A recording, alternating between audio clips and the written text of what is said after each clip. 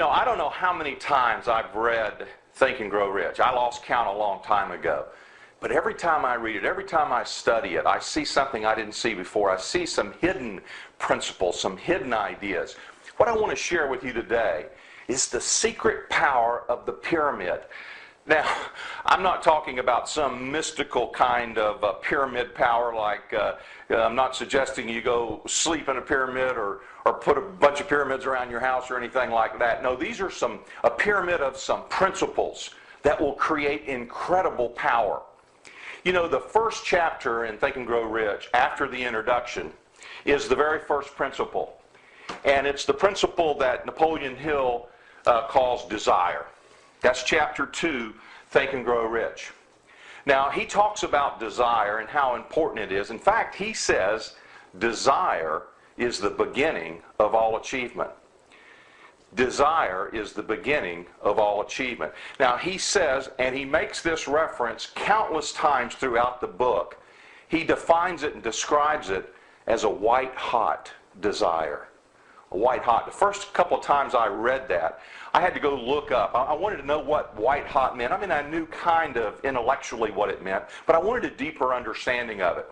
When he wrote the book in 1937, or when he came out with the book in 1937, many people in the world were employed in these large factories where these big kilns and these big fires burned. And a hot fire, the hottest fire, is a fire that the color of it is white hot. So what he was trying to communicate in words of the day was you needed to have the hottest desire that you could possibly create. That's the first fundamental principle in whatever it is you want to do in becoming successful, is that white hot desire. Then you go to the next chapter and you find the second principle. He calls it faith. A lot of times will use the word belief. Belief and faith are cousins, first cousins. They basically mean the same thing. Now, if you look at Hill's book, Hill says faith is the most powerful force on earth. And you find references to that throughout all of the ancient wisdom. If you read the Christian Bible, there's a passage in there about the faith just the size of a mustard seed, which is one of the smallest seeds. Faith the size of a mustard seed is enough to move mountains. That was the example used there. That's a very, very powerful principle if that little bit of faith has that much power. And in fact, it does. You can do amazing things if you have belief, if you have faith. Hill says that those two principles must be present to have any type of success at all. You're not likely to move forward without both of those. Sometimes now, we won't begin with the white-hot desire. There's been many times when I started things that I had a desire, but it wasn't necessarily white-hot. I'm going to show you in a minute how you take a normal desire and you turn it into a white-hot desire. So we've got our desire. We begin to work on our faith and our belief, and we must do that before we can go to principle number 3, which is the principle of action. Now, Hill calls it decision. That's the name of the chapter. Decision. You must have faith before you act. In fact, James Allen, who wrote As a Man Thinketh, says, belief precedes all action. You're not likely to take action if you have no belief, no faith. You're not likely to make the decision if you have no belief, you have no faith. So that's why these follow in the order that they do, not just in Hill's book, but in the order of principles. When we go after something, this is how we must develop it. If you start trying to take action before desire, before faith are there, then you're not going to act very long. In fact, your actions will be very weak. That you won't have a full commitment. You won't have that decision that Hill talks about having. So you start with the white-hot desire, you create a strong faith and belief, you then begin to take action. And what happens then is the action feeds the desire. So if we started with desire and we went to then create a strong faith and a strong belief. That fed our psyche in order to take action, make the decision. And I should do this in another color. That action then feeds this desire. What does that do? That's how you create a white-hot desire. That action creates more desire. That desire then feeds my belief and my faith. And that does what? Creates more action. That pyramid power, that principle there is so amazingly effective. You know, when you start looking at action, Napoleon Hill says they studied 25,000 failures, in fact, 25,000 failures.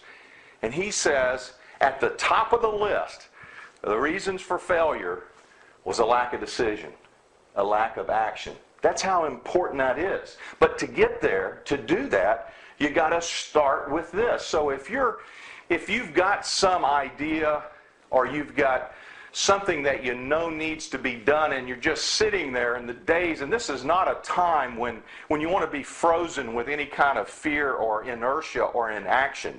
This is the time to be in action. This is the time of opportunity. These economic times that we're in now, the wealthiest people in the world wait for times like this. This is when they tremendously increase their wealth because there are so many opportunities out there now. So what you want to do is you want to get into massive action, not just action, massive action. And to do that, you must get this cycle started. Now, I'll tell you that once you get to this point, you can fool yourself. You can trick yourself. Because what's important, remember this principle. You might have learned this principle in science class. It's Newton's law of motion. And Newton says that a body at rest tends to remain at rest. A body in motion tends to remain in motion. As long as you have inertia, you're likely to continue with that inertia. But if you can create any kind of motion, any kind of action at all, you're likely to continue in action. So what I do is trick myself into getting into some kind of action. When I have a desire, I've created some faith. Now I say, what can I do? What kind of action can I take? And even if it's a small step, I go back to that principle of Newton. A body in motion tends to remain in motion.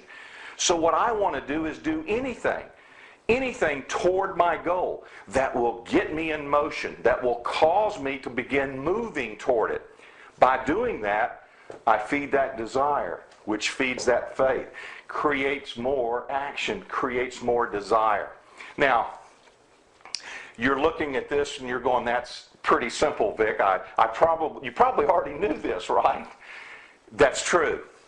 I was walking the other day with my neighbor, and we have some great walks in the afternoon, and we cover a lot of ground. We cover a lot of different subjects. And as we were winding up one day, we were talking about something similar to this. And, his comment was, we all know what to do. And that's true, we do. Most of us know what we need to do.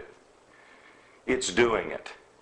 And that's the question we ask ourselves is, why can't I do what I know I need to do? These principles are simple. We've probably learned them many, many, many times. Why can't we just exercise these simple principles? Well, there are many reasons for that. Sometimes it's a self-esteem issue. Sometimes we have this sense of unworthiness of being successful. We don't believe that we deserve success. And that's going to affect all of these elements. It's certainly going to affect our faith and belief. It's going to affect the action that we take. When we conquer the way that we process failure, it'll be very easy to do the principles. When we grow that self-esteem, it'll be very easy to do the principles.